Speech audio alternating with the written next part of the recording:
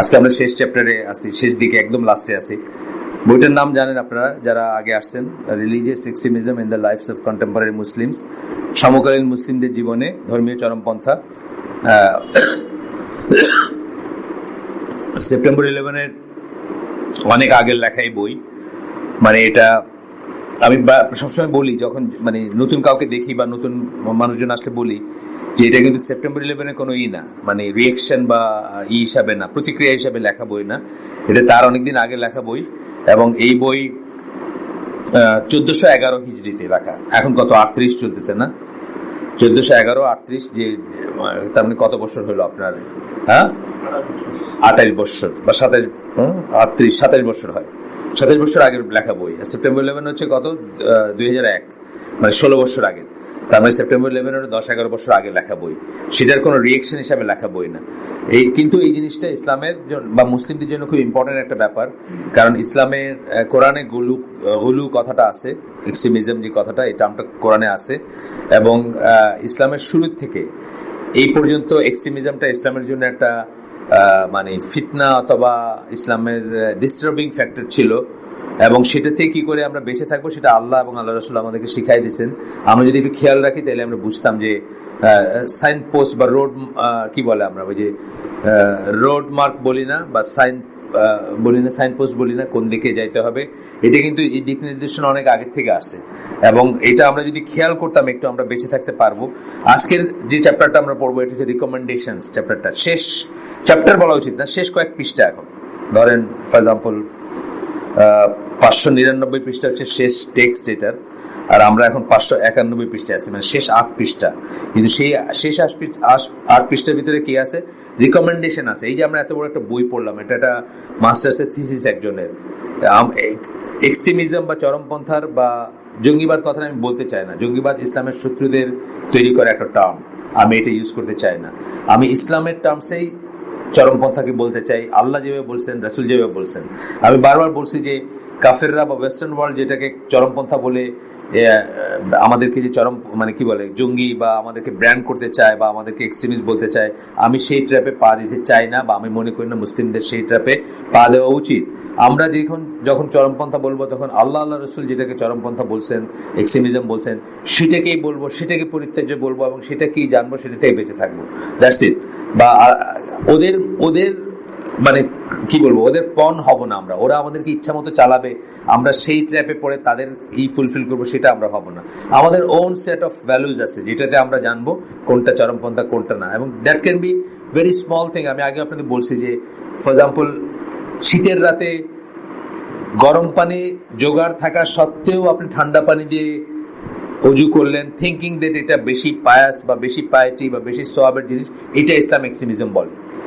It can be so small thing ইসলামের point of view থেকে extremism. আবার অনেক বড় জিনিস এক্সট্রিমিজম না। যেমন একটা ইসলামিক স্টেটে বা ইসলামের দেশে, সৌদি আরবে, তারা কেউ চুরি করলে তার হাত কেটে দেয়। এটা অত্যন্ত বর্বর মনে হতে পারে সারা দুনিয়ার কাছে, একজন মুসলিমের কাছে এটা কিছুতেই এক্সট্রিমিজম না। এটা আল্লাহ স্যাংশন, আল্লাহ প্রদত্ত একটা পানিশমেন্ট, যেটা 100% ভ্যালিড, এবং এটা এক্সট্রিমিজম না। সুতরাং আমাদের ওন সেট অফ ভ্যালুজ আছে, সেই ভ্যালুজে কোনটা এক্সট্রিমিজম, অনেক কটা মিলবে তাদের সাথে আমাদের হয়তো। কারণ একটা কথা হচ্ছে ফিতনা অপেক্ষা, একটা কথা আছে না, ফিতনা অপেক্ষা হত্যা শ্রেয়। এই কথাটার মিনিং কি? ফিতনা বলতে কি বোঝায়? Chaos and confusion. সেটা হত্যার চেয়েও জঘন্য জিনিস। সেটা যদি কেউ তৈরি করে, অবশ্যই এটা এক্সট্রিমিজম, এটা তারাও বলবে, আমরাও বলবো, সেটা আলাদা জিনিস। চলেন আমরা এখন রিকমেন্ডেশন গুলো যাই। প্রথম রিকমেন্ডেশন কয়েকটা পাবো, একটা দুটো করে পড়বো আমরা। প্রথমটা হচ্ছে যে আমরা প্রথম 3 জেনারেশন যাদেরকে আল্লাহ রাসূল বলছেন সবচেয়ে ভালো আমার প্রজন্ম, তারপরের প্রজন্ম মানে তাবেঈরা, তারপরের প্রজন্ম তাবেঈনরা, সেই 3 জেনারেশনের যে আকীদা এবং মানহাজ ছিল সেটার উপর আমরা ফেরত যাব। আমরা সেখান থেকে সরে আসছি অনেক। যেমন বাংলাদেশ সম্বন্ধে ইসলামের স্কলাররা বলেন, আমি নিজের কাছে শুনছি বলতে, যে এই দেশটাকে যদি এখন দেখাই দেওয়া হয় যে কি চলতেছে এখানে, তাহলে সাহাবীদেরকে যদি 7th সেঞ্চুরি থেকে সাহাবীদেরকে যদি থিওরিটিক্যালি বা জাস্ট একটা তর্কের খাতিরে বলা হয় যে নিয়ে এসে যদি দেখানো যায় এই দেশে কি চলতেছে, ওনারা জিজ্ঞেস করবেন যে এরা কোন দিনের অনুসারী। মানে আমরা এত সরে গেছি যে আমাদেরকে দেখে কেউ বুঝবে না যে আমরা ইসলামের অনুসারী। আমাদের দেখতেই পাচ্ছেন আপনি। ফর এক্সাম্পল দোলযাত্রা নিয়ে 2 দিন আগে যেটা হইলো, এটা একটা মুসলিম 90% মুসলিমের দেশে হচ্ছে, এটা দেখলে একটা সাহাবী জিজ্ঞেস করবেন এটা কোন দিনের অনুসারী, তাই তো জিজ্ঞেস করবেন। একটা হিজাবে মেয়ে মুখে রং মাইখে কাঁদতেছে, বুঝছেন না যে সিচুয়েশনটা, তারা জিজ্ঞেস করবেন এটা কোন দেশে কোন দিনের অনুসারী এরা। তা এইরকম এতটুকু আমরা সরে গেছি। সেই সরে যাওয়ার থেকে আমাদের কি করতে হবে, আল্লাহ যাদেরকে বলছেন বেস্ট জেনারেশন, যাদেরকে বলছেন প্রথম জেনারেশন, প্রথম প্রজন্মগুলা, তাদের কাছে তাদের আকীদা তাদের মানহাজের উপর আমাদেরকে ফেরত যেতে হবে। এটা উনি বলতেছেন একটা রিকমেন্ডেশন। তো বলতেছেন যে phenomena that falls outside the beliefs of আহলুস সুন্নাহ ওয়াল জামা, এই যে এখনকার দিনে এক্সট্রিমিজম যেটা, এটা আহলুস সুন্নাহ ওয়াল জামার যদি আপনি আকীদা মানহাজ পড়াশোনা করতেন, আপনি দেখতেন তারা এরকম কোনো জিনিস জানেন না, তাদের কাছে সেটা অপরিচিত। এই যে ব্যাপারগুলো চলতেছে এখন, যা দিয়া চলতেছে। তো বলতেছেন এন্ড দ্য কারেক্ট শরিয়া বিলিফস, এবং শরিয়ার কারেক্ট বিশ্বাসগুলোর উপর যদি আপনি যাইতেন, আপনি এগুলা করতে পারতেন না, কেউ করতে পারতো না, যারা করতেছে তারাও পারতো না, এবং আপনিও বুঝতেন যে হোয়ার ইজ দ্য ডিফারেন্স। তারপরে বলতেছেন therefore the spreading and dissemination of the correct belief, spreading ছড়ায় দিবেন, সঠিক বিশ্বাস ছড়ায় যদি দেন, এবং এটি যদি স্কুলে শিখান, ইউনিভার্সিটিতে শিখান, মসজিদে শিখান। ওনারা বলতেছে, উনি তো সৌদি ব্যাকগ্রাউন্ড থেকে বলতেছে, আমাদের বেলা থেকে এগুলো প্রযোজ্য না, আমাদের ইউনিভার্সিটিতে কোথায় শেখাবো আমরা, আমাদের স্কুলে কোথায় শেখাবো, এই চিপার ভিতরে এই ছোট্ট স্কুল, এই যে কথা হলো একটু আগে, আমরা চেষ্টা করতেছি শিখাইতে, বাট শিখানোর কে শোনে কার কথা বলেন। এই ফোনটা একটু ধরে বলেন যে পরে কথা বলবো। আচ্ছা, তো আমরা কোথায় শেখাবো? তো উনি যেহেতু ওনার ব্যাকগ্রাউন্ড থেকে বলতেছে, বা উনি ইজিপশিয়ান, যদিও সৌদি আরবে পড়াশোনা করছেন, তো উনি বলতেছেন কি যে correct belief being taught in the schools, universities and mosque, স্কুলে, ইউনিভার্সিটিতে, মসজিদে। আমরা আসলে চেষ্টা করতে পারি, আমাদের মসজিদ এখন 2-4টা আছে, তো যেখানে আমরা চেষ্টা করতে পারি, স্কুল আছে বা ইউনিভার্সিটি হয়তো নাই, ইউনিভার্সিটি হয়তো আছে, ধরেন যেগুলো ইসলামের নামে ইউনিভার্সিটি আছে সেগুলোতে কারেক্ট বিলিফটা যেন আমরা আছে, 2-4টা আছে, তো ইসলামিক ইউনিভার্সিটি আছে, বাংলাদেশ ইউনিভার্সিটি আছে, বা সাইড লাইনে কিছু সাবজেক্ট পড়ায় এরকম আছে, সাউথ ইস্ট আছে একটা, এবং এশিয়ান যেটা, তারা পড়ায় বোধহয় ইসলামিক সাবজেক্ট, আর আইইউসি আছে চিটাগাঙে। যেখানে পড়ানো হয় সেখানে তো সঠিক জিনিসগুলো পড়ানো হয় না, সত্যি কথা যেটা, যেখানে পড়ানো হচ্ছে সেখানে কি সঠিক জিনিস পড়ানো হচ্ছে না, সেই কথা আর কি আমরা করতে পারি। Carefully by the callers to Islam and made is part of their program, এগুলোকে আমরা কারেক্ট এসে ফিরে যাবো, এটা যেন আমরা একটা মোটো করি। 2 নম্বর পয়েন্টে বলতেছেন যে শরিয়ার নলেজ যেন করা হয়। দেখা যাবে যে শরিয়ার নলেজ যারা চরমপন্থী হচ্ছেন বা হইছেন বা আগেই, তাদের 2টা জিনিস, একটা হচ্ছে যে এখানে 2টা টার্ম ইউজ করছেন উনি, যেটাকে আমরা জোশ বলি না, একটা কথা জোশ বলি না, একটা মানে কি ইমোশন, জোশ, আবেগটাই তাদেরকে কিন্তু চরমপন্থার দিকে নিয়ে গেছে।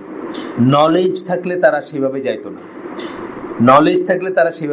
নলেজ থাকলে তারা বুঝতো যে আল্লাহর কথাটাই বলি, সবাই জানেন এই ঘটনাটা, যে উনি যুদ্ধে একটা লোককে পরাভূত করে তার বুকের উপর চেপে বসছেন, তাকে হত্যা করবেন, লোকটা তার মুখে থুতু মারছে, উনি তাকে ছেড়ে দিয়েছেন। কেন?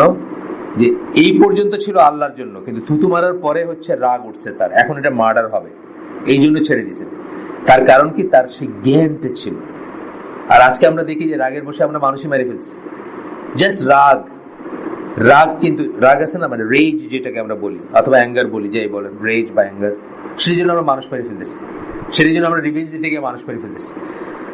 আমরা ইসলামের, আমাদের মুসলিমদের ভিতরে দেখা যায় যে অলমোস্ট অল অফ আস 2টা ব্যাপারে ইমোশন দিয়ে তাড়িত। একটা হচ্ছে যুদ্ধবিগ্রহ, জিহাদ, আর একটা হচ্ছে ডিভোর্স। দেখবেন ডিভোর্স গুলো কি হয়, রাগারাগির মাথায় হয়। কিন্তু বাংলাদেশের ডিভোর্স গুলো আপনি যদি র্যান্ডম সিলেকশনে যান, আপনি দেখবেন যে 90% ডিভোর্সটা রাগের মাথায় দিয়েছে, তাই না? আমাদের কাছে, আমাদের ওস্তাদদের কাছে, বা আমাদের ওস্তাদের কাছে প্রতিনিয়ত এরকম কেস আসে যে রাগারাগি করছে, ঝগড়া করছে, বউ ছাড়িয়ে দিছে, এখন শুনতে চাইতেছে যে ডিভোর্স হয়নি, সো দ্যাট কিছু ছাড়া বউটার আবার ঘরে নিতে পারে। তা এই ডিভোর্স, আপনি যদি, আমি সূরা তালাকের তাফসীর পড়লাম, আপনাদের বলছি আগেও কাউকে, তাফসীর আস-সাদি, এটার এই যে শেষ, মানে কি বলবো, শেষ 3টা পারা, কোরআনের শেষ উসুল আখির বলি আমরা, যেটাকে 10 ভাগের 1 ভাগ, শেষ 10 ভাগের 1 ভাগ যেটা, এটার তাফসীরটা ইংলিশে পাওয়া যায়, বাকিটা এখন ইংলিশ হয়নি। দারুস সালামের বই ঢাকায় হয়তো পাওয়া যায়। আমি সূরা তারাকের পড়লাম, তাফসীরটা পড়লাম, আমি অবাক হয়ে গেছি যে এত ঠান্ডা মাথায় ব্যাপারটা করা উচিত, বা ব্যাপারটা এত ঠান্ডা মাথার ব্যাপার। যেভাবে সুন্নাহ এসে ডিভোর্স করার কথা, 3 মাসে 3 তহুরে 3টা ডিভোর্স, এবং তার ভিতর মেলামেশা হবে না, এরপরে যদি কোনো হাজবেন্ড তার বউকে ডিভোর্স দিতে পারে, এই বিয়ে টিকার না, এটা ডিভোর্স হওয়া উচিত। স্টেপ বাই স্টেপ, ঠান্ডা মাথায়, একদম একদম কোনো রাগের মাথায় না, কোনো ঝগড়ার মাথায় না, যেভাবে সুন্নাহ তরিকায়। একই কথা জিহাদের যে ব্যাপারটা, এটাকে আমরা একটা ইমোশনাল ব্যাপার বানাইছি, একটা আবেগের ব্যাপার বানাইছি, রাগের ব্যাপার বানাইছি। এটা মোটেও তা না। আপনি দেখেন মানুষ কি ছোট্ট কাজের জন্য, কি ছোট্ট কারণে এখন সুইসাইড করে মানুষ মেরে ফেলতেছে। আপনাদেরকে একটা গল্প আমি বলছি আগে, যারা আগের থেকে আমার সাথে বসেন। ওমর রাদিয়াল্লাহু আনহু সময় একটা দুর্গ তারা করবেন, একটা দুর্গ বুঝছেন তো, মানে চারিদিকে ওয়াল আছে, গেট আছে, ঢোকা যাচ্ছে না, ভিতরে শত্রুরা আছে, ইসলাম বিরোধীরা আছে। এটা করবেন, 4000 মুসলিমের বাহিনী ছিল সেটা, এবং 4000 মুসলিমের লাইফ রিস্কে যাইতে পারে যদি দুর্গটা রিস্কে না, মানে যুদ্ধ তো, এবং দুর্গটা যদি আপনি হাইরে যান অথবা তারা যদি টিকে যায়, তাহলে আপনার 4000 মুসলিমের লাইফ এট স্টেক। এমন অবস্থায় একজন বুদ্ধি দিচ্ছেন যে একজন সাহাবীকে বা একজন মানে একজন যোদ্ধাকে যদি আপনার ক্যাটাপল্ট বলি আমরা, যে মতো ওই পোল বল দেখছেন না, একটা বাঁশের চাপ মেরা ছেড়ে দিলে অনেক দূর যায়, এইভাবে যদি দুর্গের ভিতরে পৌঁছে দিতে পারি, আর উনি যদি দরজাটা খুলে দেন, তাহলে তো সবাই ঢুকে যেতে পারবে। তখন আল্লাহ ওমর রাদিয়াল্লাহু আনহু বলছেন যে তাকে যদি তীর মারে, সে তো আকাশেই মরে যাবে, মানে যখন সে ওইভাবে যাচ্ছে ওই তীর মেরেই করবে। তখন মানে তার কম্পেনিয়নরা বুদ্ধি দিচ্ছেন যে চামড়ার ব্ল্যাঙ্কেট দিয়ে পেঁচাই দিয়ে তাকে ছুঁড়ে ফেলা হবে, তাহলে তো আর তীর লাগবে না। তখন ওমর রাদিয়াল্লাহু আনহু বলছেন যে যদি ওর আগের দিনের সিস্টেমই ছিল, দুর্গের উপরে ভারী পাথর রাখতো, পাথর ছুঁড়ে মারতো, তো মিসাইল ছিল না, পাথর ছুঁড়ে মারতো, এবং তাতে ওই দুর্গের কাছে কেউ আসলে মারা যাবে, মানে যাতে অ্যাপ্রোচ করতে না পারে। এটার একটা ছিল, কামান তো আর ছিল না তখনকার দিনে। তখন উনি বলছেন যে আচ্ছা ঠিক আছে, বুঝলাম, চামড়ার দিয়ে পেঁচাই দিলা, কিন্তু যদি একটা ভারী পাথর মারে তাহলে তো তাকে স্ম্যাশ করে দিবে। তখন আর অন্যরা উত্তর দিতে পারেন না, ওনাদের অ্যাপ্রুভ করেন নাই। মানে 4000 যোদ্ধার লাইফের সিকিউরিটির বিনিময়ে একজন মানুষ নিশ্চিত মারা যাবে, এই পয়েন্টটাতে উনি যাইতে চান। আর আমরা আজকে কি করতেছি, একটা সুইসাইড বম্বিং তো কোনো ব্যাপারই না এখন, দেখতেছেন না? হসপিটাল, ওই কদিন আগে কি হলো আফগানিস্তানের মিলিটারি হসপিটাল, তাই না? মিলিটারি হসপিটাল করলো না, হ্যাঁ, লাস্ট যেটা আর কি। তো এটার কারণ কি? এর শরিয়া জানে না, এই যে বলতেছেন এখানে শরিয়ার জ্ঞানই করা। শরিয়া 5টা জিনিসকে রক্ষা করতে আসছে। আমরা আগের দিন আগে বলছি মাকাসিদ শরিয়া বলি আমরা। 5টা জিনিস: আপনার জীবন, আপনার দিন, আপনার সম্পদ, আপনার লিনিয়েজের সাথে ইজ্জত সম্মান সব আসবে, এবং আপনার ইন্টেলেক্ট। এই 5টা জিনিসকে রক্ষা করতে আসছে শরিয়া। এই 5টা জিনিসকে যদি আপনি উপকার করতে না পারেন, তাহলে আপনার কোনো স্টেপই ভ্যালিড না। সেই স্টেপ যাই হোক, এই 5টা জিনিসের বেনিফিট থাকতে হবে। তাহলে আপনি কার বেনিফিট করতেছেন? ধরেন হলি আর্টিজান বলেন, অথবা আপনি কার বেনিফিট করছেন? হলি আর্টিজান এই জাতির উপরে, মুসলিম জাতির উপরে গজব নিয়ে আসছেন আপনি হলি আর্টিজানের এটা কইরা। আজকে একটা দাড়িওয়ালা লোক, একটা টুপিওয়ালা লোক, প্রত্যেকে সাসপেক্ট, কোন নো কোয়েশ্চেন আস, যে কেউ নিয়ে মাইরে ফেললেও কেউ কিছু মনে করে না। আপনার ভাইও কিছু মনে করবে না। আপনার ভাই বলবে যে কেন রাখছে দাড়িতে, ঠিকই আছে, বুঝছেন না? এরকম একটা সিচুয়েশনে গেছি। কেন গেছি? এইরকম কাজগুলোর জন্য গেছি। কি বেনিফিট করছেন আপনি শরিয়ার পয়েন্ট অফ ভিউ থেকে? 5টা ভ্যারিয়েবলের কথা বললাম, মাকাসিদ শরিয়া, 5টার কোনটার বেনিফিট হয়েছে এই কাজটা করে? সুতরাং আপনার যদি শরিয়ার জ্ঞান থাকতো, আপনি করতেন না, আপনি বেনিফিট দেখতেন। শরিয়ার এসে আমরা জানি কি, যে কোনো কাজ, ইভেন একটা ভালো কাজও বেনিফিট দেখতে হবে, বেনিফিট আছে কিনা। উত্তম কথা, একটা কথা বললে কিছু আসে যায় না, কথায় কোনো খরচ হয় না। যে একটা কথার বেলা আমাদের কি বলতেছে, কথাটা বলা না বলা যদি সমান হয়, ইউ বেটার কিপ কোয়াইট। বুঝেন না কথাটা? যে কথাটা বললেও যা, না বললেও তা, সেখানে আপনাকে চুপ করা বলছে। এইখানে পড়ছি আমরা, এখানে হাদিস পড়ছি, যেটা বললে যা, না বললে তা, সেটার বেলা আপনি চুপ করে থাকবেন। তার মানে কি? ধরেন আমি একটা জায়গায় একটা নাচ গান হইতেছে, কথার কথা, আমি এখন গেলাম, ভাই আপনারা একটু বন্ধ করেন, তথাপি নাচ গান চলতেছে, মানে আমার কথার কোনো ওয়েট নেই সেখানে আমাকে কি বলছে? চুপ করে থাকতে বলছে। বেনিফিট নেই কোনো, সেটা কথা বলে কোনো বেনিফিট না, উল্টা একটা ঝগড়া লেগে যেতে পারে, উল্টা মারামারি হইতে পারে। তো বেনিফিট দিয়ে, মানে একটা বেনিফিট ছাড়া একটা কথা বলে যেখানে পারমিটেড না, সেখানে আপনাকে বলতেছে যে মাকাসিদ শরিয়া 5টা ভেরিয়েবল বললাম, 5টাই ক্ষতিগ্রস্ত হয়েছে এই কাজ করে। আপনি একটা একটু করে দেখেন হয়েছে কিনা বলেন। আপনার প্রাণ হয়েছে না ক্ষতিগ্রস্ত? আজকে কত মানুষ ক্রস ফায়ার এমনি রাস্তায় মরে যেতেছে উইদাউট নোয়িং যে কে কারে মারতেছে, কেন মারতেছে। আপনার প্রাণ গেছে। আপনার দিন কি হয়েছে? দিনের সমস্ত শিক্ষা বন্ধ হয়ে গেছে, শিক্ষা দীক্ষা সব বন্ধ হয়ে গেছে। আপনার ইন্টেলেক্ট তো আর মানে বাসলেছে না। ইন্টেলেক্ট দৌড়ের উপর থাকলে ইন্টেলেক্ট কোথায়? আপনার লিনিয়াজ আজকালকে মেয়েদের ধরে নিয়ে যেতেছে। আপনার ইজ্জত বা লিনিয়াজ বলেন, মেয়েদেরকে ধরে নিয়ে গেছে না? মেয়েরা সভা করতেছে, ধরে নিয়ে গেছে। এটা কিসের? এটা ওইটার ফলে এটা আসছে, একটা থেকে একটা আসছে। আপনার মানে যা আপনার সম্পদ যাচ্ছে না, যেখানে সম্পদের তো কোনো ব্যাপারই নেই। আপনাকে একবার ঢুকাই দিলে খালি মারবে না, এটার জন্য আপনি এখন লাখ লাখ টাকা খরচ করে মানছে, মারবে না, খালি পিটাবে না এটার জন্য। কিন্তু এই যে ললেসনেসটা আসছে, এটার পিছনে একটা রোল আছে না অন্যদের? এটার পিছনে যুক্তি তৈরি করে দিছি না আমরা? হ্যাঁ, এখন বলতে পারেন আপনি যে এটা তো বিদেশি ষড়যন্ত্র, এটা সব ঠিক আছে, কিন্তু আমরা তো ওই ট্র্যাপে পা দিছি না। ওই ট্র্যাপে পা দিছি আমরা। এই দেশটা কিন্তু, বাংলাদেশটা অন্তত এমন একটা দেশ ছিল যেখানে জেএমবি বা হুজিকে মানুষে খায় নাই কথাটা মানে বুঝছেন, মানে এদের কোনো ফুটহোল্ড হয় নাই। কিন্তু আমরা এটাকে বাধ্য করতেছি, মানে অলমোস্ট একটু পণ করে ফেলছি যে এটাকে একটা এক্সট্রিমিস্টের দেশ বানাই দিব, যেটা ঠিক তারা চাইতেছে। তাহলে তারা যখন তখন আসবে, যখন তখন আপনারা মারবে, যখন তখন আপনার ঘরের ভিতরে ঢুকবে, যা ইচ্ছা তাই করবে। ঠিক যেটা চাইতেছে সেটা করার জন্য আমাদেরই ভাইরা, আমাদের ইয়াং জেনারেশনের একটা সেকশন সেই কাজগুলো করে যাচ্ছে। কেন করতেছে? বেসিক্যালি তাদের শরিয়ার নলেজ নাই, যেটা এখানে বলতেছেন উনি। তাহলে সেকেন্ড পয়েন্টটা কি হলো? Those who have been afflicted by falling into extremism in the current era বলতে সেপ্টেম্বর 11 পরে না, আজকের যুগ বলতেছি না, আগেই বললাম কত বছর আগে, 16-17 বছর আগে বা আরো আগে, মানে এখন থেকে আমরা কত 28 বছর বললাম বোধহয় না, 27 বছর আগে, এখন থেকে 27 বছর আগে। তাহলে সেপ্টেম্বর 11 আরো 16 বছর আগের ঘটনা এটা।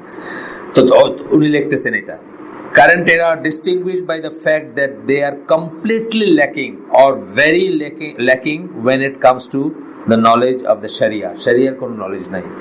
শরিয়া মতে কোন জিনিসটা করণীয়, কোন জিনিসটা করণীয় না, এটার কোনো নলেজ নেই। খালি ইমোশনটা আছে, রাগটা আছে, রেজটা আছে। রেজ এবং রাগ দিয়ে কোনোদিন ভালো কিছু অ্যাচিভ হবে না। আমরা এটা সুন্নায় অহরহ পাবো যে রাগ এবং রেজ দিয়ে কোনোদিন কিছু অ্যাচিভ হবে না। যেটা বললাম আলী রাদিয়াল্লাহু আনহুর কথা, যে যখন উনি রেগে গেলেন তখন বললেন যে এখন এটা মার্ডার হবে, এটা আল্লাহর জন্য হবে না। এই জন্য উনি ওই লোককে ছেড়ে দিয়েছিলেন, যাকে উনি মানে যুদ্ধে পরাজিত করে মারতে নিয়েছিলেন অলমোস্ট, তাকে ছেড়ে দিয়েছেন। কেন? এখন আর এটা আর আল্লাহর জন্য রইল না, এটা রাগের জন্য। তা আমাদের যারা ধরেন যারাই যা করতেছেন, তাদের একটা রিভেঞ্জ, রাগের ইটা আসছে। হ্যাঁ, অন্যায় হচ্ছে পৃথিবীতে, আমি কিন্তু এটা একবারও না করি নাই। পৃথিবীতে অন্যায় হচ্ছে, পৃথিবীতে জুলুম হচ্ছে, পৃথিবীতে অঠিক কাজ হচ্ছে, পৃথিবীতে আল্লাহর বিধান ইমপ্লিমেন্ট হচ্ছে না, আল্লাহর কথা সব ঠিক আছে। কিন্তু আপনার করণীয় কি? আপনার করণীয় এটা না। আপনি যদি শরিয়া জানতেন, আপনি যদি মাকাসিদ শরিয়া জানতেন, তাহলে আপনার করণীয় কি সেটা জানতেন। আপনি বেনিফিট চিন্তা করতেন। আপনি 10টা 12টা কয়টা লোক মরছে, 19টা লোক টোটাল মরছে না? 19টার ভিতরে তারাও তো আছে, তাদের বাইরে যেগুলোর মারলেন, ব্যবসায়ী ছিল, এটা ছিল। এটাতে কি তাদের ক্ষতি হয়েছে তাদের দেশের? আর তাদের প্রজেক্ট কি আরো শক্ত করে তাদের প্রজেক্ট এখন ইমপ্লিমেন্ট করা হবে। কিন্তু আমাদের জন্য কি হয়েছে? আমাদের শিক্ষা দীক্ষা, পর্দা পশিদা, ঘরেতে বাইরে সবকিছু গজব নেমে আসছে মুসলমানদের উপরে এই একটা ঘটনা বা এরকমের ঘটনা থেকে। এখন তো কোনো কোয়েশ্চেন আছে, আপনি যদি কোনো মতে বলতে পারে যে কোনো বিচার আছে, কোনো কোয়েশ্চেন জিজ্ঞেস করবেন। কোনো মতে যে আপনি বলতে পারে যে আমি বলবো যে এটা ভালো করছে কাজ, ধরেন কথাটা আমি বলতে আমার কথা বলতেছি, কেন দাঁড়িয়ে রাখতে গেছে, কেন এটা করতে গেছে, কেন এটা আমাদের লোকরা বলে না, কেন তোমার এইভাবে চলতে বলছে কে, তুমি এইভাবে কেন চলতেছো, তুমি এইভাবে কেন পড়তেছো, তুমি এইভাবে কেন হিজাব পড়তেছো, তুমি এইভাবে কেন নেকাব পড়তেছো। এই জিনিসগুলা গজব নেই মারছে একদম, মানে 16 কোটি 17 কোটি মানুষের উপরে একটা ঘটনার ফলশ্রুতিতে বলতে পারেন আপনি, বা এইরকম কয়েকটা ঘটনার ফলশ্রুতি। এর আগে একটা ছিল, তারপরে সমকালীন এই ঘটনাটা সবচেয়ে বড় ঘটনা। আপনি কি লাভ করছেন? কার লাভ করছেন? আপনি তো অনেক মানুষকে ইসলাম বিচ্যুত করে দিচ্ছেন। আপনি অনেক মানুষ ইসলাম পালন করবে না, দোষ আছে না? দাড়ি কেটে ফেলছে না? আছে না? দাড়ি কেটে ফেলছে মানুষ, যেখানে আমি লিখছি দাড়ি কেটে ফেলছে, শার্ট প্যান্ট পরতে শুরু করছে, বা এইগুলো বাদ, এগুলো সব থাক। যাই হোক, তখন বলছে দে আর কমপ্লিটলি প্রিঅকুপাইড উইথ দাওয়া। এটা একটা ভীষণ ডেঞ্জারাস জিনিস। খালি দাওয়া দাওয়া দাওয়া দাওয়া, মেয়ে ছেলে ঘরের ভিতরে রান্না থুয়ে দাওয়া, আছে না? সবাইকে দাওয়া, এভরিবডি হ্যাজ টু গিভ দাওয়া। দাওয়াটা আসলে সেকেন্ডারি জিনিস, আগে হলে নলেজটা প্রাইমারি জিনিস। নলেজ ছাড়া কোনো দাওয়া নাই। দাওয়ার 1 নম্বর কন্ডিশন হচ্ছে নলেজ। সবাই দাওয়া দিতে চায়, ঠিক না? কারণ কথা বলে খালি দাওয়া, ইউটিউব দাওয়া, ফেসবুক দাওয়া, মোবাইল ফোন দাওয়া, চলতেছে খালি দাওয়া। কিসের দাওয়া দিচ্ছেন, কোন দিকে দিচ্ছেন? এক নম্বর হচ্ছে নলেজ। 7টা কন্ডিশন আছে দাওয়ার। আপনার যারা এই বইটা পড়ছেন, এই যে methodology of the prophets in calling to আল্লাহ, হয়তো অনেকে পড়ছেন, নবীদের দাওয়াতে নীতি। আমি ওই যে ইসে হচ্ছে এটা, শান্তিনগর হালাকায় হচ্ছে এটা। 1 নম্বর কন্ডিশন হচ্ছে নলেজ। আপনি কোনো নলেজ না, আপনি দাওয়া দাওয়া দাওয়া, এটাই বলতেছেন উনি। দে আর কমপ্লিটলি প্রিঅকুপাইড উইথ দাওয়া and their only provision for that are zealousness, জোশ। একমাত্র প্রভিশন হচ্ছে জোশ, কোনো জ্ঞানের কোনো ব্যাপার নেই। এই জন্য আমি অনেক সময় বলি যে, সবখানে বলি না, সবাইকে বলি না, যে যারা গরম কথা শুনতে চান তাদেরকে বলে জিজ্ঞেস করা উচিত যে সূরা ফাতিহা জানেন তো তেলাওয়াত করতে? সূরা ফাতিহা ছাড়া তো নামাজ হবে না। সূরা ফাতিহা শুদ্ধমতো পড়তে জানেন তো? বিশ্বাস করেন, এইসব হালাকায় যারা আছে তাদের ভিতর হয়তো 9 out of 10 সূরা ফাতিহা শুদ্ধ মতে পড়তে জানে না। আমি জানি এটা। আমাদের তাজবিদের ক্লাসগুলো হয়, তখন আমরা বুঝি কি অবস্থা, কি করুন অবস্থা। সূরা ফাতিহা শুদ্ধ মতো রিসাইট করতে জানে না, কিন্তু এখন ছেড়ে দেন, সিরিয়া চলে যাবে। হ্যাঁ, সত্যি কথা, সূরা ফাতিহা রিসাইট করতে যাবে, ফার্স্ট কাম ফার্স্ট শুরু করে। আচ্ছা, তারপরে কি বলছে? উইদাউট শরিয়া নলেজ। তাহলে আমরা কি বললাম? 2টা বললাম, পয়েন্টগুলো মনে রেখেন। 1 নাম্বারটা বললাম, সালাফদের আকীদার উপরে ফিরে যাব, আমরা শিখবো, নিজেদেরকে ওইখানে নিয়ে যাব। ডিটেইলড হয়, আমি আপনাদেরকে অনেকবার বলছি, আমাদের জাহাজ চালে, যখন জাহাজ চলে, জাহাজের কোর্স আপনি এইভাবে রাখছেন, ফর এক্সাম্পল 270 ডিগ্রি, আপনি দেখবেন সেট বলি আমরা, কিন্তু অ্যাকচুয়ালি যাচ্ছে সে 271 ডিগ্রি। কারণ কেন যাচ্ছে? স্রোতের জন্য, বাতাসের জন্য যাচ্ছে। কিছুক্ষণ পর পর আপনার এটাকে আবার ট্র্যাকে নিয়ে আসতে হবে যাতে 270-তে যায়। আমরাও over the period of time, ওই যে বললাম 1400 বছর 1300 বছরে আমরা 8টা দিন পালন করতেছি, শুরু করছি। এখন সেটাকে আবার আগের জায়গায় নিতে হবে। কাদের? রাসূল সাল্লাল্লাহু আলাইহি ওয়াসাল্লাম, তার পরবর্তী 2 জেনারেশন যারা, তারা এই দিনকে সবচেয়ে ভালো বুঝছিলেন। এটা হচ্ছে আহলে সুন্নাত ওয়াল জামার আকীদা। আর আজকের তারেক রমাদান অথবা আজকের মৌলানা মওদুদী অথবা আজকের ইলিয়াস, তারা দিনকে বেটার বুঝছে। এটা হচ্ছে আমাদের আকীদা, বুঝছেন না? কিন্তু আহলে সুন্নাত ওয়াল জামার আকীদা হচ্ছে যে সবচেয়ে ভালো দিন বুঝছিলেন সাহাবীরা, তারপরে তাবেঈরা, তারপরে তাবেঈরা। সেটা আমরা ওইখান থেকে আবার রুটে গিয়ে দিনকে নেওয়ার চেষ্টা করবো ইনশাআল্লাহ। আর সেকেন্ড পয়েন্টটা হচ্ছে শরিয়ার জ্ঞান লাভ, শরিয়ার জ্ঞান করার চেষ্টা করব। মাকাসিদ শরিয়া একটা কোর্স আমাদের এখানে হয়েছিল, এটা ইসের আদলে হয়েছিল, যে সাউথ ইস্ট ইউনিভার্সিটিতে মঞ্জুর ভাই একটা ছিল, ইউনিট ছিল মাকাসিদ শরিয়ার উপর, ওইটারই পেপার থেকে উনি এখানে পড়ছিলেন। আপনারা পড়বেন। মুক্তার মাগরাবির খুব ভালো লেকচার আছে, 4 খণ্ডে বোঝায় না, 4 বা 3 এরকম, মাকাসিদ শরিয়া। উনি কিন্তু খুব সুন্দর করে এক্সপ্লেন করছেন, ইংলিশে যদিও, কিন্তু ওনার ইংলিশে খুব সিম্পল ইংলিশ, বিকজ ওনার নিজের ইংলিশ খুব ভালো না। উনি যদি আরাম, ওনার ইংলিশটা ভাঙা ইংলিশ, বোঝা যাবে, সবাই বুঝতে পারবেন ইনশাল্লাহ। তো এটা চাইলে আমাকে লিঙ্ক নিয়ে অথবা রেকর্ডিংও নিতে পারেন। মুক্তার মাগরাবির মাকাসিদ শরিয়ার একটাই আছে। 3 নাম্বার বলতেছেন reviving the role of the scholars. আজকে স্কলার্স কি, কোথায় স্কলার, কারে স্কলার বলে? রোল অফ দ্য স্কলার্স যে রোল ছিল, এটাকে আবার রিভাইভ করা আমরা চেষ্টা করতেছি, বাট আমাদের এই চেষ্টা কিছুই না। আপনি যদি বাইরে যান, আমি তো ধরেন ইটস ভেরি আনফরচুনেট যে আমি এখন মানে গণমাধ্যমে চলি না খুব বেশি, তাই না?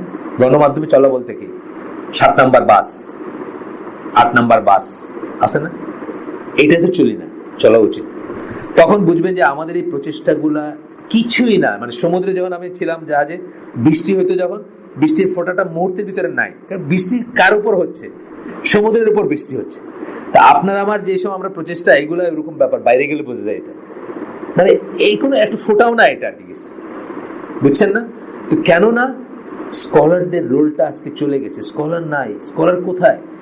আপনি আমার গ্রামে যান, গিয়ে জিজ্ঞেস করেন, কেউ এখন তো টেলিভিশন বদলিতে কেউ জানতেও পারে, আমি জানি না, কিন্তু গ্রামে গিয়ে বলেন আবু বকর জাকারিয়া, বলবে মানে উনি কে আর কি, দেশের বাইরের। তো আমি লিখছি, আমার লেখালেখিতে লিখছি না, আমি একজনের আমার গ্রামের মসজিদের ইমামকে রাসূলুল্লাহ নামাজ বইটা দিছিলাম। কে লিখছে? আলবানি, না শেখ আলবানি, নাসিরউদ্দিন আলবানি। উনি আমার সিলেটে জিজ্ঞেস করেন বাড়ি হই, মানে উনি শুনতে চেয়েছেন ব্রাহ্মণবাড়িয়া কোথায়, মানে কোথাকার লোক আর কি সে। এই অবস্থা, স্কলারদের রোলটা চলে গেছে, লোকালেও চলে গেছে, গ্লোবালেও চলে গেছে। বলতেছেন the absence either completely or relatively of the scholars in public arena মানে গণমানুষের মাঝে। এইখানে বসে, এই আইসিটিতে বসে আপনি অনেক কিছু করে ফেলেন, গণমানুষের ভিতরে আপনার কোনো এক্সিস্টেন্স নেই, তাই না? আপনি চিন্তা করেন, যারা একদম খুব মানে down to earth life lead করেন, আব্দুর রাজ্জাক ইউসুফ বিন ইউসুফের মতো, তাদেরকেও কে চেনে? গণ বলতে আমি বোঝাচ্ছি, বুঝছেন না, সিলেটের গ্রাম বা যেসব জায়গাতে মিডিয়ার অতই নাই, ফেসবুকের অতই নাই, বা ওই জেনারেশনের ভিতরে আপনার কোনো রোল নাই। তো বলতেছেন যে ফার্স্ট গ্রুপ, এখানে বলতেছেন যে দ্য রেসপন্সিবিলিটি অফ দিস, মানে এই যে স্কলারদের রোল রিভাইভাল করতে হবে, স্কলারদের রোলে তাদেরকে নিয়ে আসতে হবে। প্রথম রেসপন্সিবিলিটি কাদের উপর? স্কলারদের নিজেদের উপরে। ফর এক্সাম্পল, আমাদের স্কলাররা, ওনারা কি আমাদেরকে খুঁজে বাইর করছেন? না, আমরা তাদেরকে খুঁজে বাইর করছি। ওনারা কি আমাদের কাছে আসছেন? না, আমরা তাদের কাছে গেছি। হ্যাঁ, ওদের কনস্টেন্স থাকতে পারে, নাম্বার কম বা যে কারণে, তো ওনাদের উপরে প্রথম বর্তায় ওনাদের নিজেদের রোলটাকে রিএস্টাবলিশ করার ব্যাপারটা, যেটা আমি নবীনগর মসজিদের ব্যাপারে বলছি, আবারও বলবো, মিটিংয়ে বলবো, নবীনগর মসজিদটা এক্সিস্ট করবে না আজ থেকে 10 বছর পরে, যদি যেভাবে চলতে সেভাবে চলে, unless there is a resident scholar, যে সেখানে থাকবে, যাকে সেন্টার করে ঈদের নামাজ হবে, জুমার নামাজ হবে, বিয়ে হবে, মৃত্যু হবে, জানাজা হবে। এরকম যদি না করতে পারে, ওই দেখবেন কয়েকদিন পরে এটা ডিপ্লিট করে কোন একটা জোর করে দখল করে কমিটি বানাই দেয় না, বাংলাদেশের সিস্টেম আছে, কমিটি বানাই দেয়, তারপরে ইয়া নবী সালাম আলাইকা চলতেছে, বুঝছেন না? এইভাবেই চলবে সব।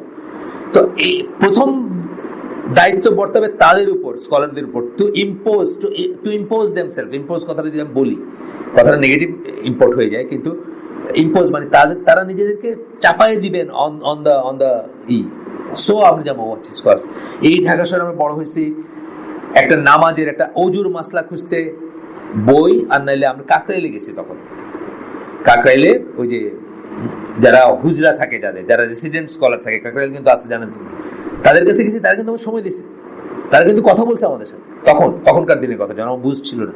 কিন্তু আপনি আজকে কোথায় যাবেন বলেন তো? কারণ এখনো কি হয়েছে? এটা এখনো হয়নি। এইখানে এই জন্য আসলে দেখবেন বাসার থেকে কোয়েশ্চেন লিখে নিয়ে আসে, হালাকা শুরু হওয়ার আগে কোয়েশ্চেন সাবমিটেড।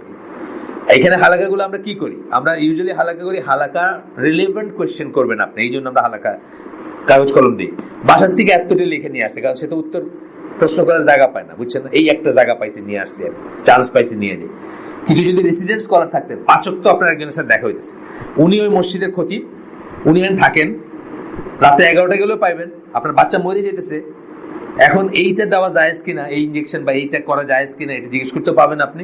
সেরকম যদি হইতেন, তাইলে আপনার অ্যাক্সেসিবিলিটি বাড়তো এবং মানুষ তাদেরকে পার্ট অফ লাইফ মনে করতো। তাহলে এই জন্য বলতেছেন প্রথম রেসপন্সিবিলিটি স্কলারদের নিজের উপরে, যে উনি অ্যাভেলেবল কিনা, উনি ভিজিবল কিনা, উনি প্রেজেন্ট কিনা, ওনার লোকে বোঝে কিনা যে হি ইজ অ্যামং আস, আমাদের ভিতরে আছেন, এটা বোঝে কিনা। এটা হচ্ছে প্রথমে। আনফরচুনেটলি দেখবেন কিছু বেদাতি বা যাদেরকে আমরা বেদাতি বলে কটাক্ষ করি, তাদের ভিতরে কিন্তু এই জিনিসটা পাবেন অনেক, তাই না? তারা অনেক অ্যাক্সেসিবল, তারা অনেক মানুষের ভিতরে থাকে, মানুষের সাথে মিশে, মানুষের সুখ দুঃখকে এই করে। কিন্তু আমাদের যারা হয়তো তার সংখ্যা কম দিকেই হইতে পারে, অথবা আমরাও এরকম সংখ্যায় কম দিকে হইতে পারি, তারা কিন্তু আমাদের কাছে ওইভাবে অ্যাক্সেসিবল না, বা ওইভাবে প্রেজেন্ট না, প্রেজেন্সটা আমরা ওইভাবে ফিল করি না। সপ্তাহে একদিন শনিবারে 1 ঘন্টার জন্য দেখা হবে একজন স্কলার সাথে, ইটস নট এনাফ, এটা এনাফ না। তো যাই হোক, তো বলতেছে যে প্রথম রেসপন্সিবিলিটি তাদের উপর আসবে, they must make their actions purely for the sake of আল্লাহ। তাদের নিয়ত ঠিক করে, আমি বলতেছি না যে তাদের নিয়ত ঠিক নেই, একবারও কিন্তু বলিনি, কিন্তু আমি বলতেছি যে এটা তাদেরও মনে রাখা উচিত, সবকিছু তারা আল্লাহর জন্য করবেন, purely for the sake of Allah, and fulfill the obligation upon them with respect to the rulers by advising them. তাদের রেসপন্সিবিলিটি কি আছে? একটা হচ্ছে রুলারের ব্যাপারে তাদের রেসপন্সিবিলিটি, যে রুলার সাথে অ্যাডভাইস করবেন তারা। আমি তো এই যে হলিহার্টিজেন ঘটনার এগুলোর পরে যে গণহারে হালে দিয়েছে আর বুকে হাত দিয়ে নামাজ পড়ার উপরে সব চাপাই দিয়েছে, আমার দুঃখে মাথাটা ভেঙে ফেলতে ইচ্ছা করে যে একজন স্কলারের সাথে আমি কোনো হালাকায় বসি নাই যিনি কোনোদিন এক্সাইটিং কিছু বলছেন, অথচ তারা একটা দায় কিন্তু এই স্কলারদের উপর ফেলে দিচ্ছে। কেন ফেলতে পারছে? আপনি রুলারের সাথে কোনো সম্পর্কই রাখেন নাই, ঠিক না? আপনি রুলারকে বোঝাইতে পারেন নাই যে আপনি কে, আপনি কি প্রিচ করেন। কোনোদিন আপনি রুলারকে বোঝাইতে পারেন নাই, বোঝানোর চেষ্টা করেন, আপনার কোনো কমিউনিকেশন লাইনই নাই। অথচ এই গভর্নমেন্টের হাইয়েস্ট পর্যায়ে বুকে হাত রেখে নামাজ পড়ার লোক আছে, হাইয়েস্ট পর্যায়ে রাফেদেন করার লোক আছে, কিন্তু আপনার কোনো কমিউনিকেশনই নেই, আপনি বোঝাইতেই পারেন না যে আপনি কি বলতেছেন এখানে। এটা কি এখন ঠেকাই পড়ে করবেন আপনি? এটা তো আগের থেকে করার কথা, তাই না? এই লাইন আপটা আগের থেকেই করার কথা। আপনার চিটাঙ্গে চট করে বুঝাই দিছে ওই আহলে সুন্নাতের কি আছে না, মাজার পূজারি, কবর পূজারি, যে সব আহলে হাদিস সব বুকে হাত রেখে যারা নামাজ পড়ে, যারা রাফেদিন করে, এগুলোর সব সন্ত্রাসী। বাস তারাও সেটা খাইছে চিটাঙ্গের অ্যাডমিনিস্ট্রেশন। ওইখানে কিন্তু খুব খারাপ অবস্থা আসলে। বুকে হাত রেখে আর করা যারা আহলে হাদিস মানে সন্ত্রাসী, সন্ত্রাসী মানে আহলে হাদিস। অথচ আমি বললাম আমাদের একজন স্কলারকে আমি কোনোদিন ইনসাইটিং এক্সাইটিং কিছু বলতে শুনি, at least the people I sit with, আমি যাদের সাথে বসি, অন্য থাকতে পারে কেউ, তাই আমি তা বলছি।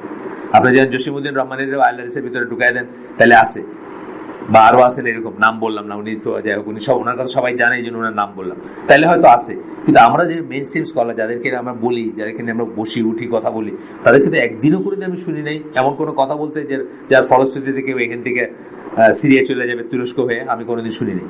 যাই হোক, এখন কথা হচ্ছে যে প্রথম তাদের উপর, তাদের রুলারদের প্রতি তাদের কর্তব্য আছে নসিহা করা, রুলারকে বলা যে এইটা তো ঠিক। একজন মুসলিম যদি দেখে যে আল্লাহর দুনিয়ায়, আল্লাহর জমিনে আল্লাহর কথাকে অবজ্ঞা করা হচ্ছে, ঠাট্টা করা হচ্ছে, সেটাকে রিডিকুল করা হচ্ছে, সেটাকে পালন করা হয় না, তার বুকে লাগা উচিত, লাগবে।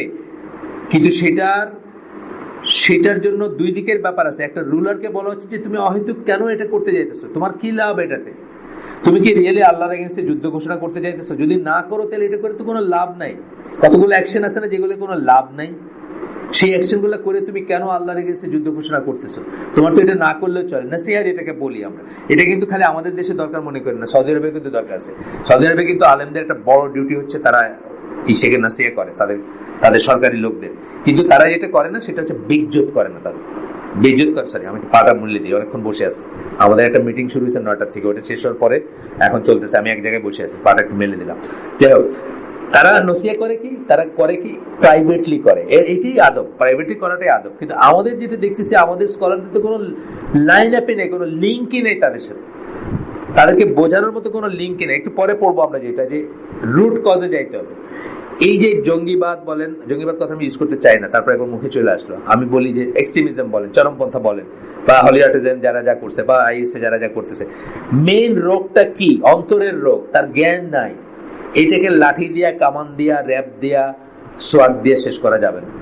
আপনার এটা কি কোনো ডিটেক্টর আছে, কোনো মেশিন আছে যে মেশিন দিয়ে বুঝবেন, যে মেটাল ডিটেক্টরে আপনারা বুঝবেন যে এর পকেটে অস্ত্র আছে, কিন্তু কার আকীদায় অশুদ্ধতা আছে, ভুল আছে, এক্সট্রিমিজম আছে, এটা বোঝার তো কোনো রাস্তা নাই।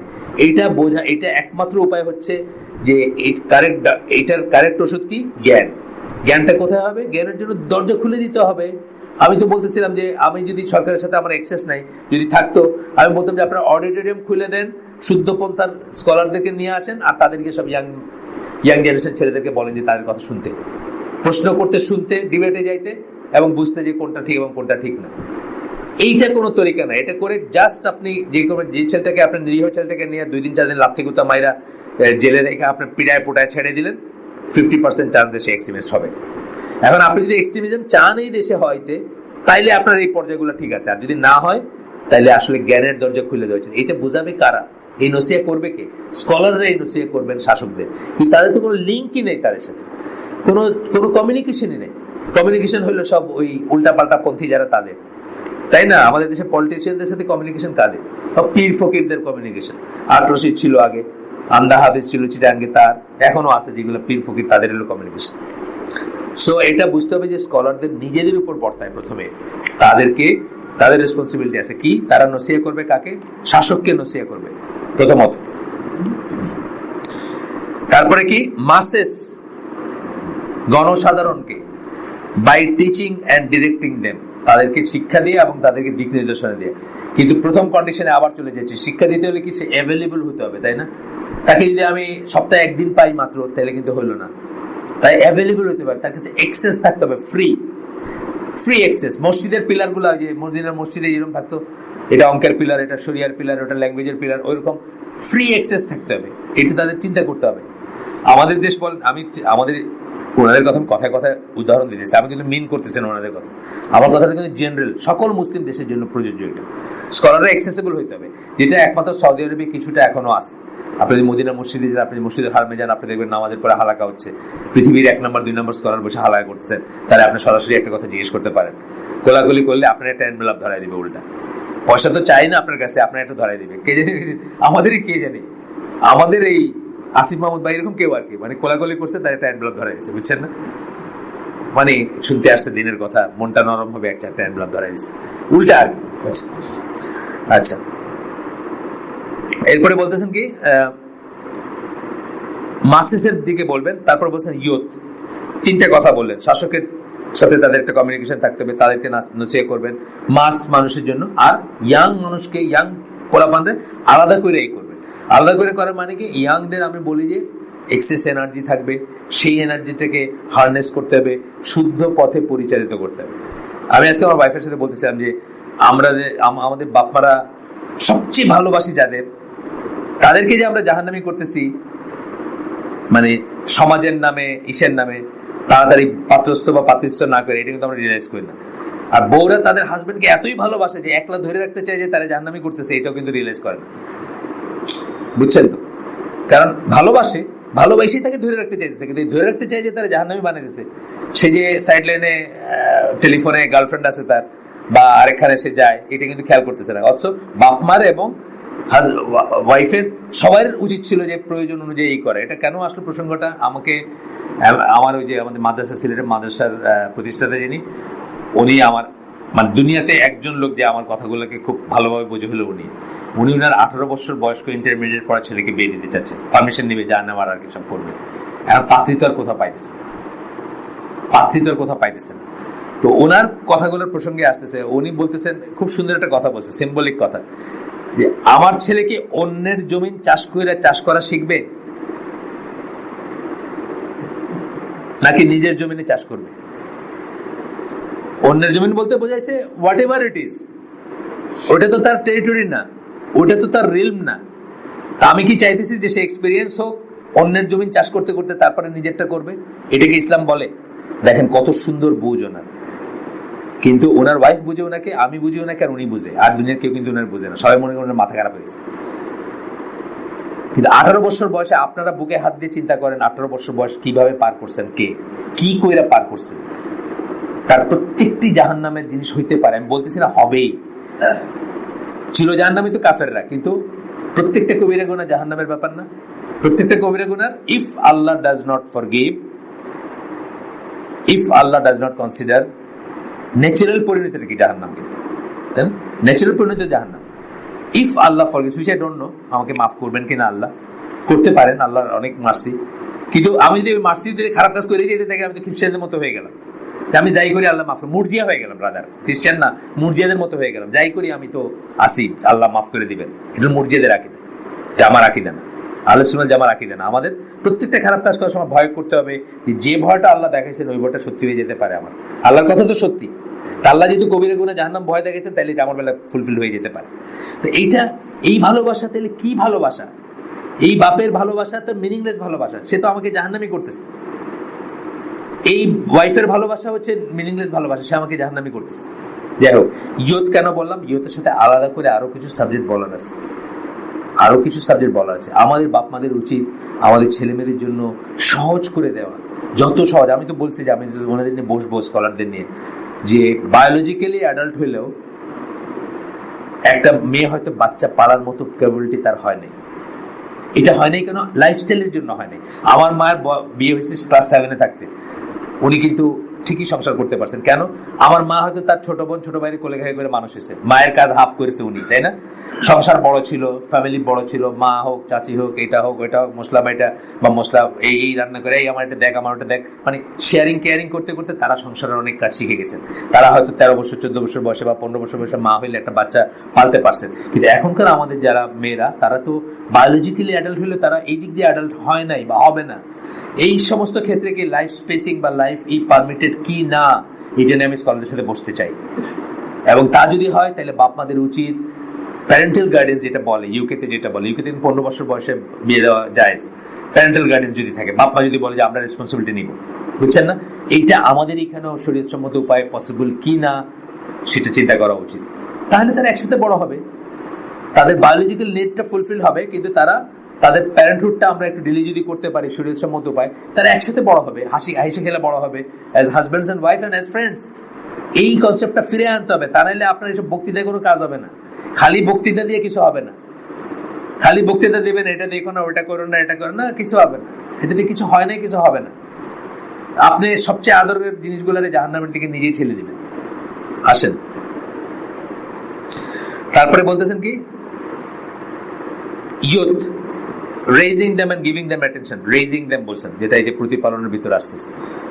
গিভিং দেম অ্যাটেনশন, তাদেরকে তাদের কথাগুলো শুনবেন, তাদের প্রবলেমগুলো শুনবেন, তারা কি বলতেছে শুনবেন।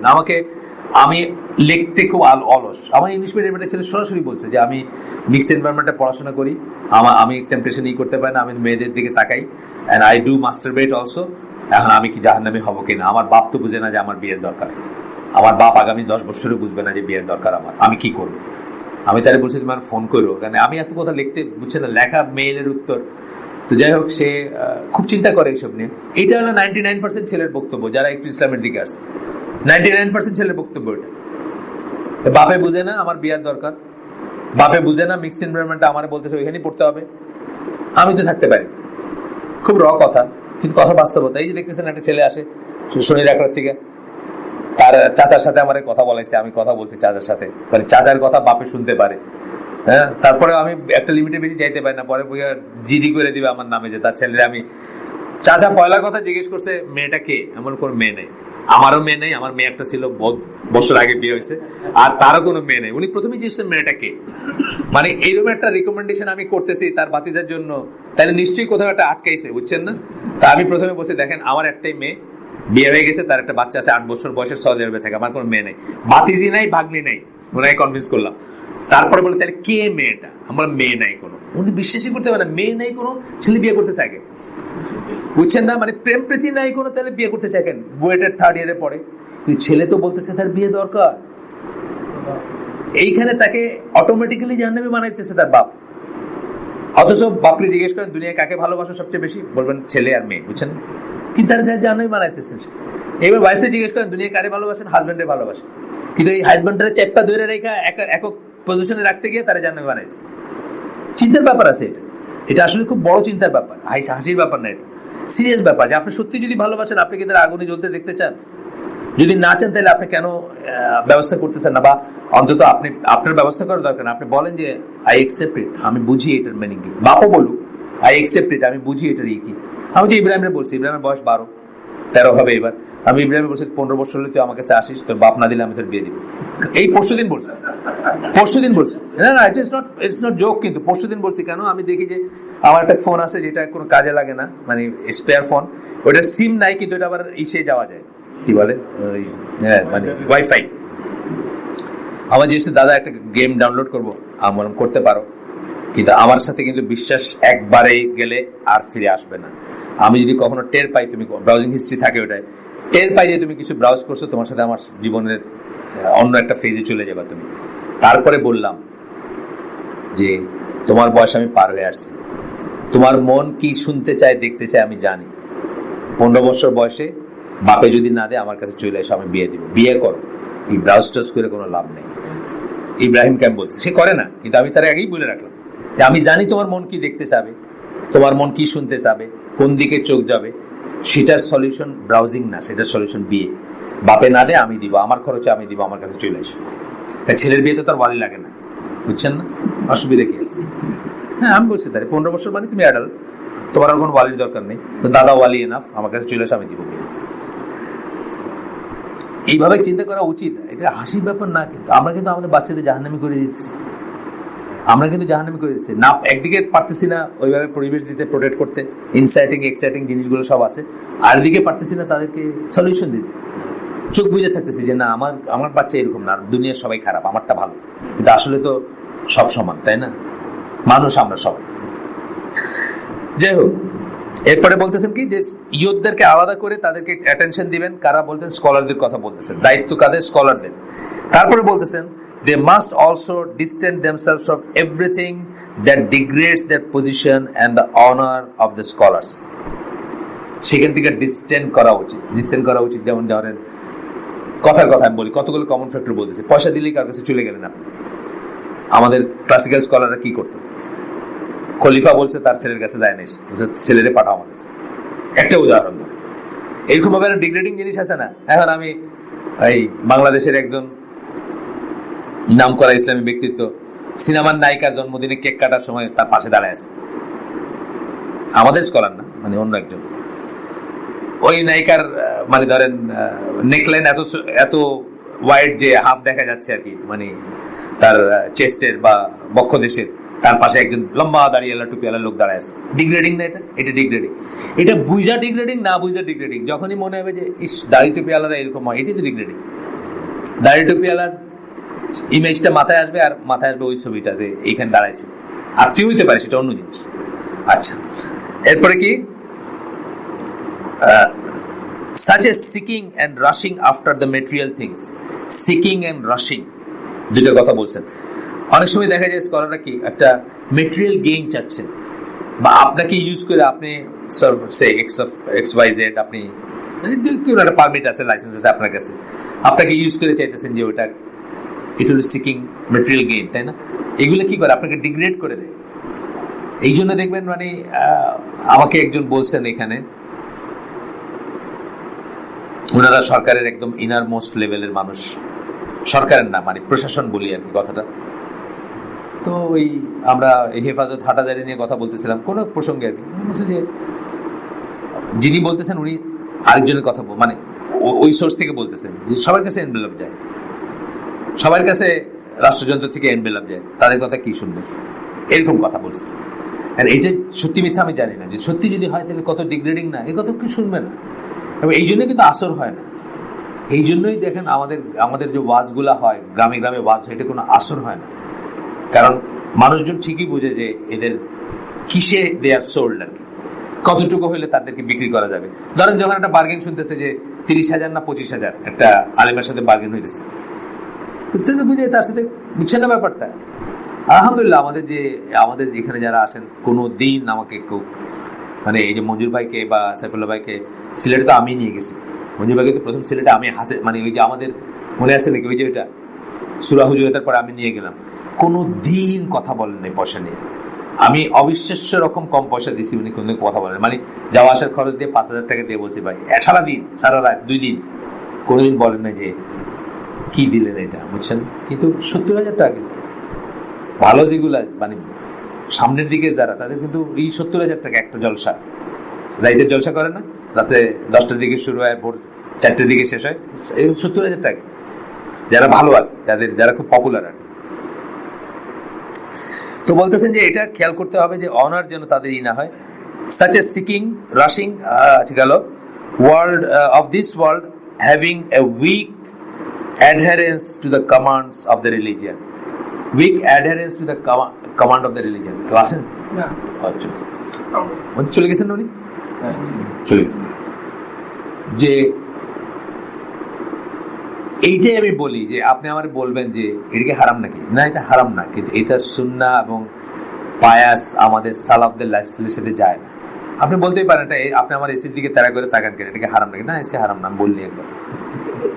আমাকে অনেকে মনে করেন যে আমি বলি তাদের একটু সুখ দেখলে আমার চোখ টারে না, আমার চোখ টারে না। আল্লাহ আমাকে অনেক সুখ দেখায় আনছে, আমি যা খাইছি, আমি যা পড়ছি, আমি যা দেখছি, আপনারা চোখেও দেখেন না কোনদিন, কিন্তু আমার চোখ টারানোর কিছু নেই। কিন্তু আমি বুঝি ইটস নট দেয়ার লাইফস্টাইল, আমারটাও না, আমারটাও ওয়ে ওয়ে ওয়ে অ্যাবাভ রাসূল সাল্লাল্লাহু আলাইহি ওয়াসাল্লাম, ওমর রাদিয়াল্লাহু আনহু এবং আবু বকর রাদিয়াল্লাহু আনহু লাইফস্টাইল। কিন্তু আমাদের টার্গেট হওয়া উচিত কি, ওইটা পারি না পারি টার্গেটটা ওইদিকে হওয়া উচিত। তা আমাদের সবার টার্গেট তো উল্টা দিকে। আমাদের হলো আপনার ডিক চেনি, ডোনাল্ড ট্রাম্পের লাইফ কোনো মতে হয় কিনা ওই দিকের টার্গেট, আমাদের টার্গেট তো হওয়া উচিত ওই দিকে। তাই এলইডি সিস্টেম যেটা, এটা অনেকে মাইন্ড করছেন লেখাটা যে এটা হারাম নাকি, না 3,000 টাকার ইফতারি খাওয়া কি হারাম? না, হারাম না, মোটেই হারাম।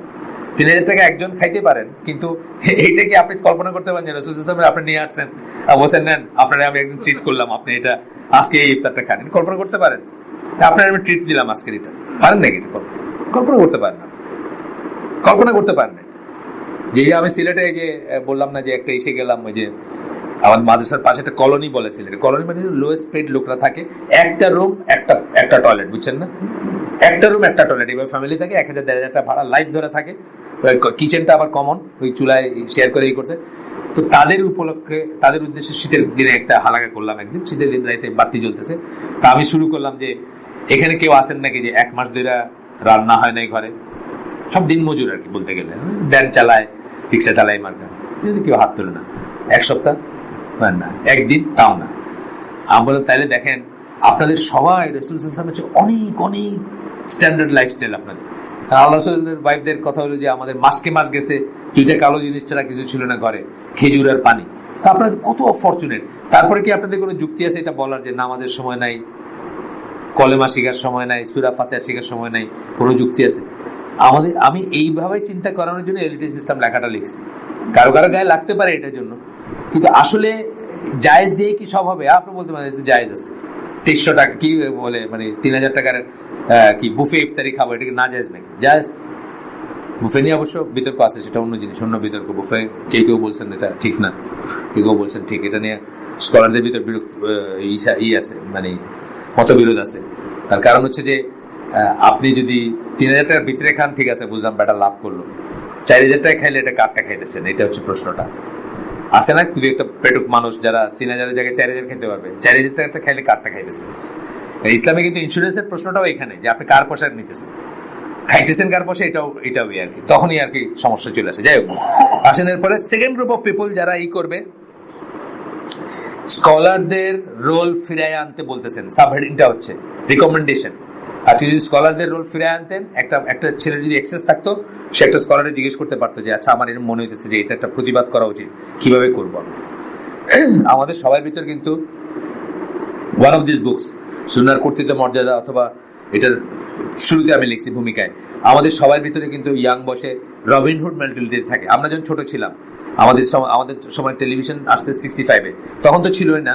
68, 67, 69-এর দিকে আমরা আমাদের বাসায় টেলিভিশন আসছে 1982-তে, কিন্তু তখন কি করতো, পাড়ায় একজনের বাসায় আসে, তো একটা ফিল্ম শো হইলে ওই বাসায় সবাইকে দেখতাম। তো তখন আমরা কি দেখতাম? রবিনহুড দেখতাম। রবিনহুডের গল্পটা কি?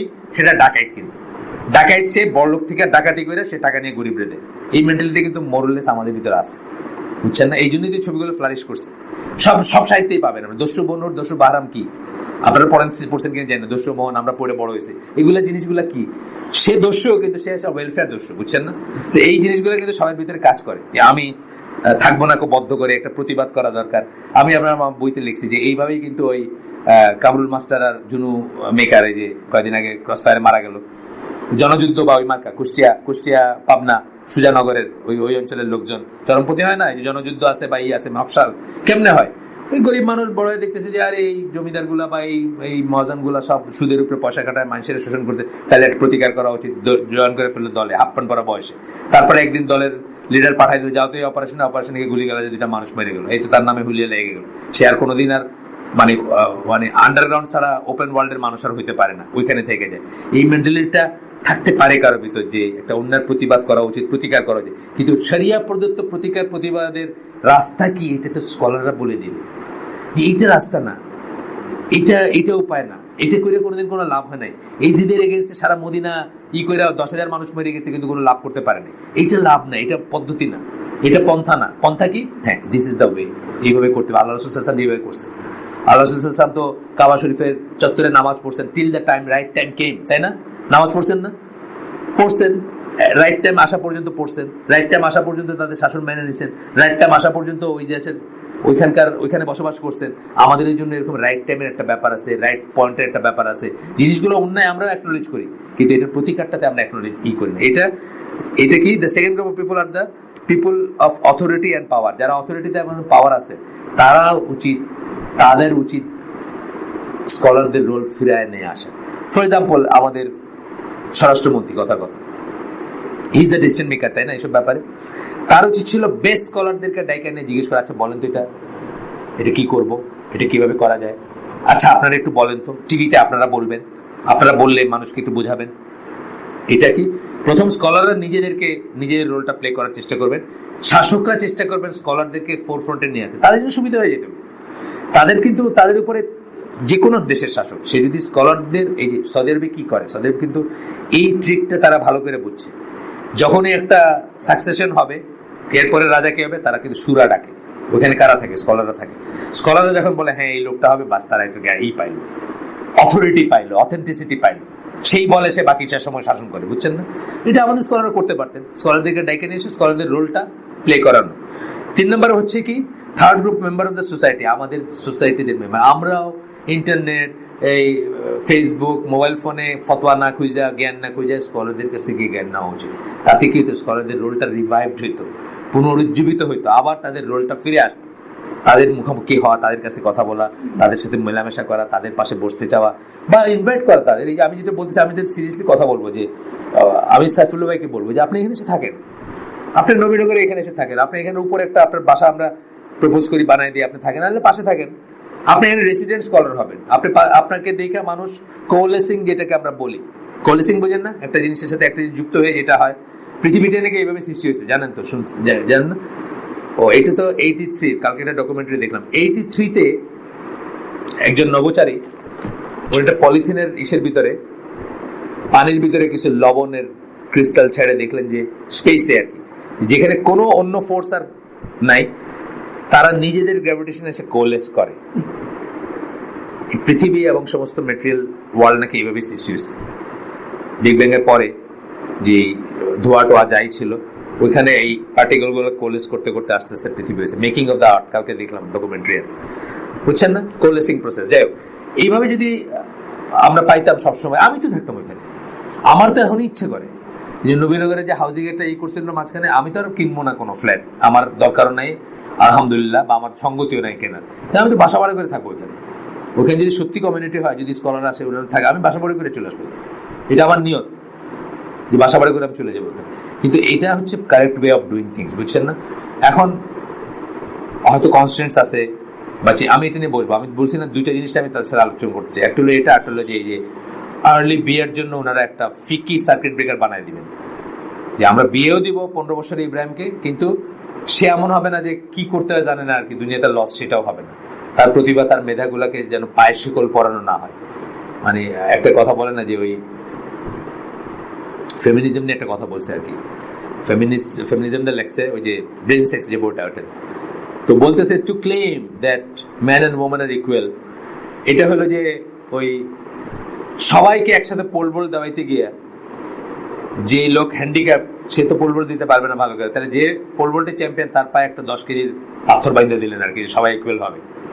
তো ম্যান অ্যান্ড ওম্যান ইকুয়াল বেলাটা একটা এরকম একটা ব্যাপার আর কি, তার পায়ে পাথর বাইন্ধে আপনার ইকুয়াল করতে হবে, আর নাহলে সে কোনোদিন ইকুয়াল না, বুঝছেন না? তো এইরকম পাথর বান্ধা ছাড়া বিয়ে শাদী কি করে দেওয়া যায় ইয়াং বাচ্চাদের বা ছেলে মেয়েদের, এবং সরকার তো এখন সিস্টেম করছে যে আপনি অ্যাপ্লাই করতে পারেন। দেখেন এটা কিন্তু বুঝছে ঠিকই, এটা ঠিকই বুঝছে, কারণ ইংল্যান্ডে আসছে তো এটা আমি জানি। আমার নিজের ভাগনা, মানে খালা, এই মামাতো বোনের ছেলে, সে তার চার সাথে আমি কথা বলছি এটা নিয়ে, তুমি ইংল্যান্ডে থাকবে ফিতনার ভিতর, বলে না ইংল্যান্ডে তো আমরা 15 বছরের বিয়ে করতে পারি, ওই যদি বাবা মা রেসপন্সিবিলিটি নেই, প্যারেন্টাল গাইডেন্স যেটা বলে।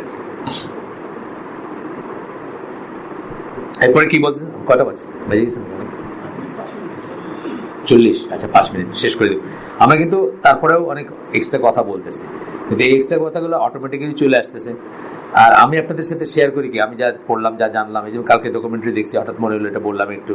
কালকে এটা নিয়ে আমার ওয়াইফের সাথে আলাপ করছি, এই যে বিয়ে শাদীর এই ব্যাপার নিয়ে আলাপ করছি, যে যেটা হচ্ছে বা যা দেশে হচ্ছে। বা আমাদের একজন বললেন যে উনি 27 বিয়ে করছেন, ওনার বড় বোন 30, তো উনি ইসলামের জন্য বিয়ে করছেন, কিন্তু ওনার বড় বোন তো ইসলামিক না, ওনার বাপা মনে করেন ওনার এখন বিয়ের বয়স হয়নি। আর ইংরেজি সিনেমার ডায়লগ বলতেছি আমি, গত আমার জাহিলি যুগে দেখা আর কি, ইংরেজি সিনেমার ডায়লগ। এক মহিলা বলতেছে, তার বয়স 32 বছর, সে বলছে this is possibly my last chance to become a mother. মানে আমেরিকান সিনেমা। আর আমাদের দেশের মনে করতেছে 30-এ, মানে এখনো হয় নাই বয়সে। মেয়েদের কথা বলতেছি, ছেলেদের তো 40ও ঠিক আছে, তাই না? 40ও ঠিক আছে ছেলে। আচ্ছা, if the role of the scholars is fulfilled in society, it will act as a shield. Extremism against এটা একটা শিল্ড হিসেবে কাজ করবে, বর্ম হিসাবে অথবা ঢাল হিসেবে কাজ করবে, যদি স্কলারদের রোল থাকতো। আজকে রোল নাই দিকেই বলে আপনি বেশি বুঝেন, আমি তো আপনাদের বেশি বুঝি, বুঝছেন না? From the phenomena of deviations and protection from the problem of extremism. যদি স্কলাররা তাদের রোলটা ফুলফিল করতে পারতেন, তাদের রোলটা যদি ফিরে আসতো, তাহলে এইটা একটা ঢাল হিসেবে কাজ করতো চরমপন্থার এগেইনস্টে। As well as from other problems, knowledge and wisdom are the two tools for correcting the path. Knowledge এবং wisdom বললেন, দুটো কিছু আলাদা জিনিস, কিন্তু একটা হচ্ছে জ্ঞান, একটা হচ্ছে প্রজ্ঞা। জ্ঞান আর প্রজ্ঞা সবসময় এক হবে এমন কোনো কথা নেই, আলাদা হইতে পারে। আচ্ছা, তারপরে কি বলতেছেন? বাট একসাথে হইতে পারে, কিন্তু আলাদা হইতে পারে। আর the two tools for correcting the path. তারপরে বলছেন জিলাসনেস is not sufficient without knowledge and wisdom.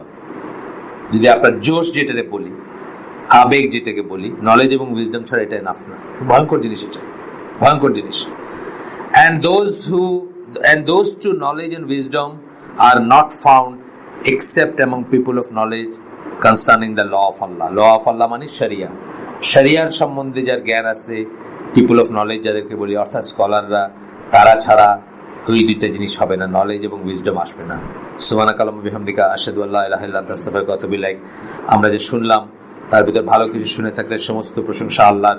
আমরা যেন একটু আমল বাসায় নিয়ে যাই, আমাদের নিজেদের ভিতরে যেন চিন্তা করে দেখি যে আমাদের করণীয় কি আছে।